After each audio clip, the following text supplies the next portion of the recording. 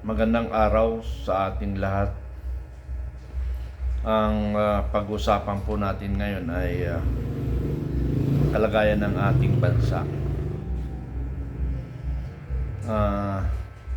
Sabi ko nga, noong paman,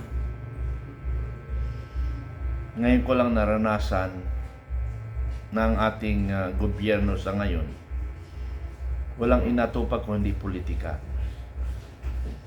Walang ginawa kung hindi magpalabas ng fake news. Tapos sila ngayon na nagbabawal ng fake news, na sila naman ang nagpapakalat ng fake news. Parang baliktad nga eh.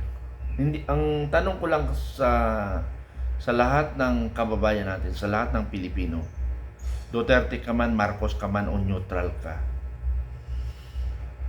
pakiusap ko na lang sa lahat, kung ikaw ay Duterte, huwag na tayong manira. Yung bang magsalita na, may bumayad sa akin ng 250,000 o 1 million para murahin ko lang si Marcos. May ganun eh. So yun ang ibig ko sabihin, paninira.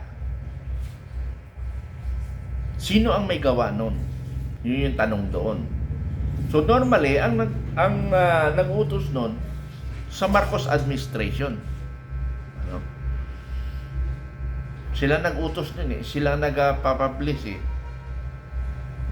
Now, sa side na naman ng Duterte, pakiusap ko rin lang naman, huwag na tayong sumakay sa kanila. Facts yung ating sasabihin. Yung katotohanan ba, na huwag tayong gumawa ng kwento. Katulad halimbawa, talagang si Inday Sara na ang mananalo 2028. Sa isang banda, nakakatulong kay Inday Sara yon. Pero ang problema lang, iniinsulto nyo rin yung kabila. Iniinsulto rin yung kabila na mag-react. Dapat sana facts. Kasi sa totoo lang naman talaga, mga kababayan. Para sa aking opinion sagutin nyo na lang kung mali ako. 66 years old na ako. Naranasan ko na ang Marcos Senior administration, paakyat hanggang sa junior. Ito lang ang administration na hindi ko maintindihan. Ano bang priority nila? Ito lang ang hindi ko maintindihan. Ano bang priority nila? Okay. Siguro hanggang lang tayo kay Aquino o kay GMA. Sa panahon ng GMA, maraming bumatikos kay GMA, pero walang personalan. It's politics. It's politics in general. Walang personalan. Maraming bumatikos. Pero, may mga ginagawa si Gloria Arroyo sa kanyang bansa. May nagagawa, may nakikita ang taong bayan. Pagdating kay Pinoy, walang gaanong batikos sa panahon ni Pinoy. Kumbaga nagkalma lahat. Yung mga politika ay patuloy pero hindi gaano katindi ng bangayan kay Pinoy. Marami rin siyang nagawa, pero hindi ko, para sa akin to, opinion ko ito o hindi ko rin naramdaman ang mga nagagawa niya. Pero wala akong masabi sa panahon ni Pinoy. Hindi siya gumanti kay GMA. Wala siyang pinagigantian. Wala siyang pinagigantian si Pinoy. Dahil kay GMA at saka IRAP, hindi rin paggaganti, kumbaga yung sitwasyon ngayon na nagagawa ng presidente at saka vice president. It because politics yun. Sandali lang di ba? Dahil si Irap Estrada, si Pangulong Irap Estrada, sa totoo lang naman siya. Hindi siya gumagawa ng magic na magbabayad para suportahan siya. Hindi. Kasi nga, ang taong bayan nasa kanya So hindi niya sinamantala na bayaran ng tao. para lang kampihan siya. Okay, dating sa Jimmy, kay Pinoy, ganun rin, ano. Now, pagdating ni Duterte, sa panahon niya, wala siyang pinaimbestigahan na mga previous na talagang personalan na investigation. Normal process, trabaho na ng mga cabinet secretary. Pero wala siyang specific guidance na imbestigahan niya mga politician. Wala siyang ginawa. Hindi niya ginawa yan kasi nga, politika. So, ang daming kasalanan ni Pinoy, katulad yung sa SUP 44. Mga iba pang controversial, yung nangyari sa Manila, yung hostage drama, nakapalpakan ni Pinoy. So, lahat ng iyan ay hindi pinaimbestigahan ni Duterte. Wala siyang, kumbaga, ginantihan.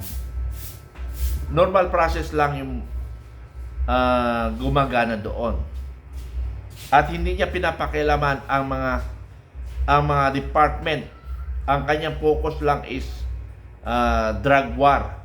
Kasi drug war, sa aking opinion at analysis lang, kaya galit siya sa drugs kasi ang mga anak niya nadamay, na mahirap rin kontrolin.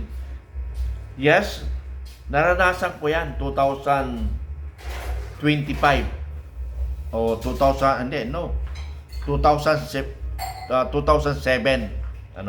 naranasan ko nung ako'y nag-conduct military activities sa Olongapo City, na kung saan nandoon si former U.S. Secretary Dino, na yung kanyang barangay rin na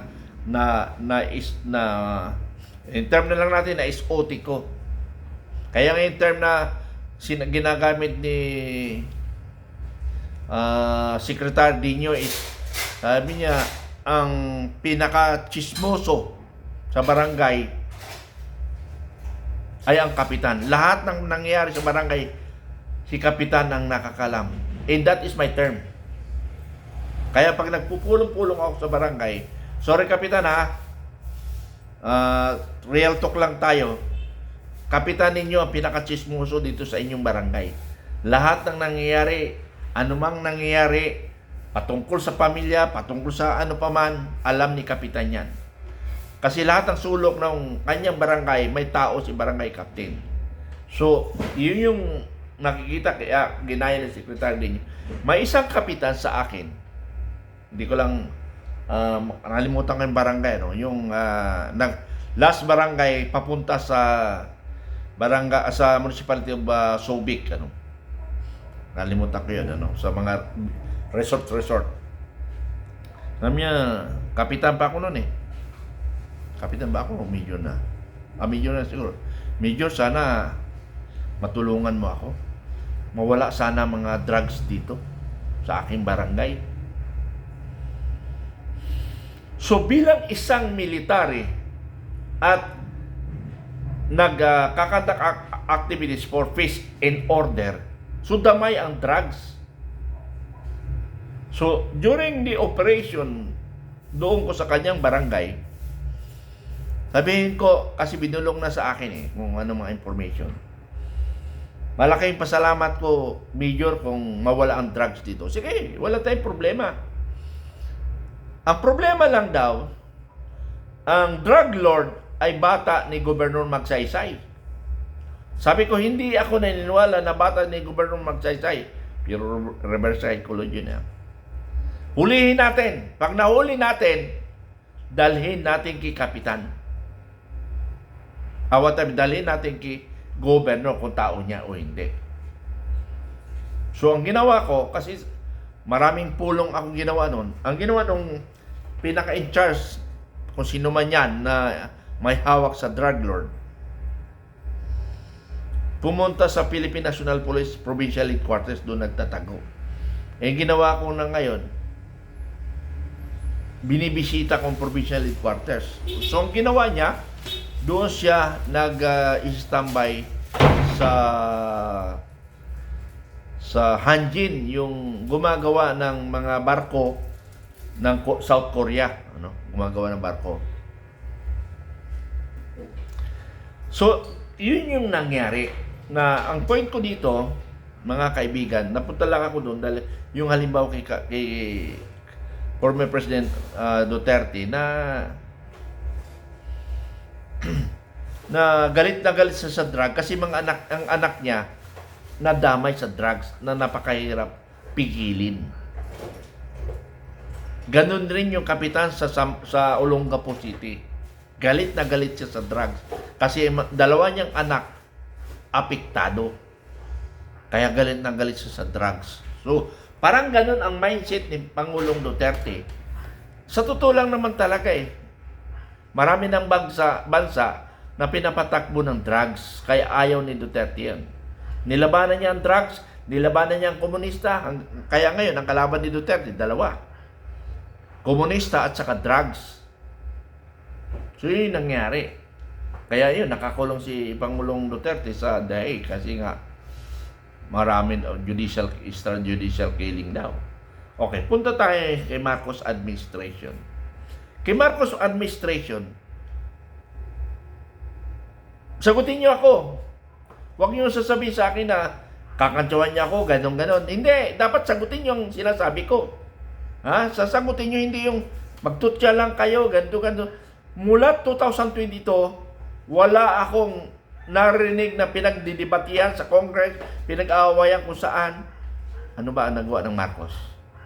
Ano ba accomplish ng Marcos? Puro siya politika discussion.